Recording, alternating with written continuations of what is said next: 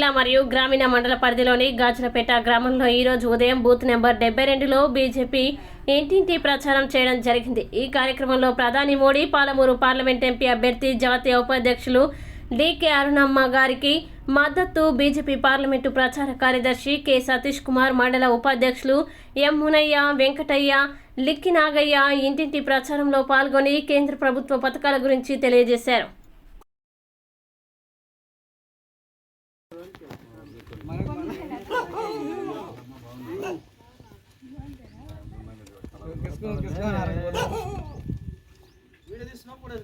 రెండు